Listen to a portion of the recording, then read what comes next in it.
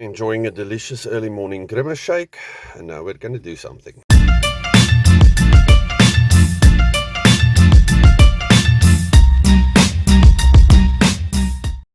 G'day world, and welcome back to Stuff We Do, where we do all the knife stuff you love. Knife reviews, knife tests, knife modifications, and outdoor stuff with knives. Okay, today we're looking at something quite cool. Now, when we get it in these boxes, we know they are not really part of a series. Okay, Rough Ryder, and over here we see the code, RR155. Okay, this one is quite interesting. And it's this beautiful little guy. Okay, I think this is called the Stag Bone or Bone Stag Whittler. Okay. Okay, before I go too deeply into the whole Whittler thing, please remember, whittling knives can be any knife. I think the most traditional will most likely be something like a Congress or a Stockman. Okay, but any knife you have in your pocket can be a whittling knife. Now, this is not a very old pattern. I'm saying pattern because to specify what a whittler is, it's quite difficult because they don't have the same frame, they don't even have the same blades. But there's one thing that's blade placement. Okay, but we'll talk about that now. Okay, if you want to see a knife for just carving wood, not a carving knife as in carving your roast, but a carving knife as in carving wood, go look at my old video. It was a knife that I actually got from the Goondocks. It was Old Timer, a Splinter, I think it was called. Awesome knife. Go check that video. And then also check the videos on Congresses and whatnot. Like I said, if you have a knife in your pocket and it's nighttime, you're sitting around the fire, you're going to be carving. Or even on the porch, in your rocking chair, whatnot.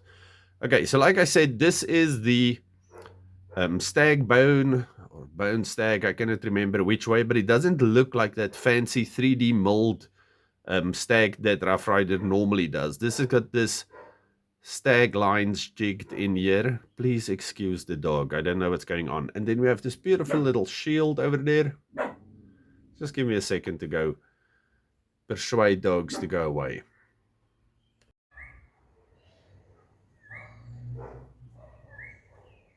Okay, I'm back. Without being rude, I asked him nicely, please go away. Anyway, but it is real bone and it looks pretty cool.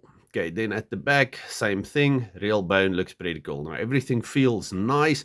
There's no rough spots or anything like that. So, what I meant by, look at the way the blades are placed. We have a big blade and it falls into the middle of the other, the secondary blades. Okay, and it's got 3 blades, and that pretty much means it's a whittler. Now, we do not have a bump on this side, so you can't say it's a center swell whittler, but it does have a bump on the back, so we can say it's a humpback whittler. Also, look at the springs.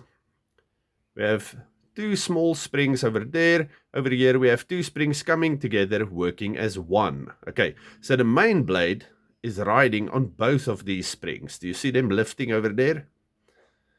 Okay, so that is how we can see this is a whittler. Okay, but it's split spring whittler. Very cool, very interesting. Also, we see 2 brass liners there. In the middle, we have this spacer. And you see it's thin this side, thick that side. Very nice and cool, very interesting, very awesome. Now, the blades on this thing is also a bit different than your normal whittler. Okay, we do have a main blade that's a clip point. Beautiful, beautiful, big match strike nail neck. And then the secondary blades. We have a pen blade. Okay, now that's quite traditional. That's quite, did you see what lifted over there? Only that little part over there. Okay, so it's got its own spring for both of the secondary blades.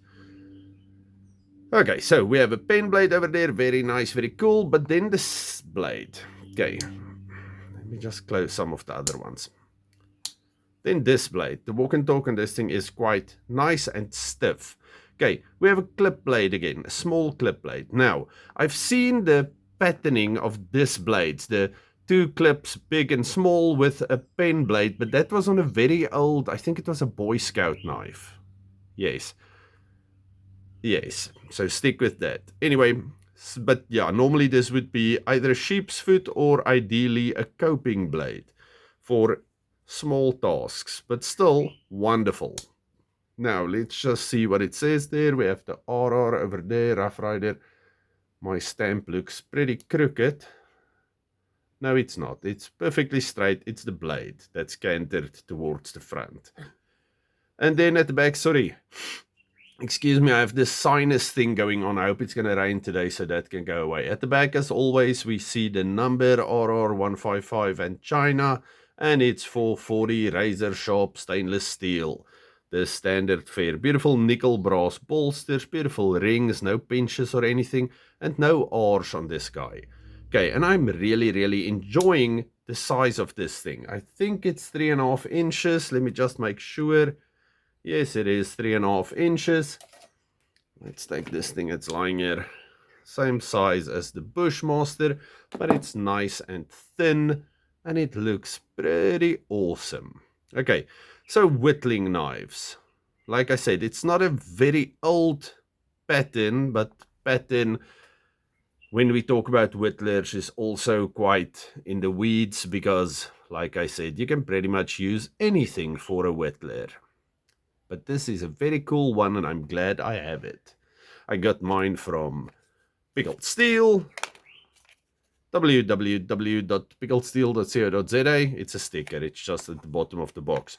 And then I have this little guy, and this makes me extremely happy. Okay, my daughter's birthday is tomorrow, which means everything is about her today. So, woke up early, went to get some milkshakes. After that, I was making crumpets, and we're having movie day, me and the kids. My wife's here, she's just dodging us like crazy.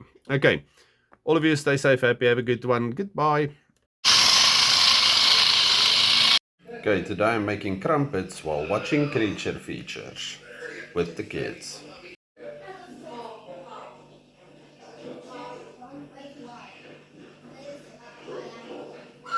Okay, crumpets sound very British, but it's pretty much fluffy little pancakes.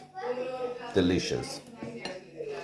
Now we're waiting for bubbles to form at the top before we flip them. Okay, so once we see bubbles forming, maybe a few more, then we can flip them. Okay. Delicious! Yummy. Okay, so how to eat it. Put a nub of butter on it, give it some golden syrup. Maple syrup's also acceptable. Then you just shove it in your face.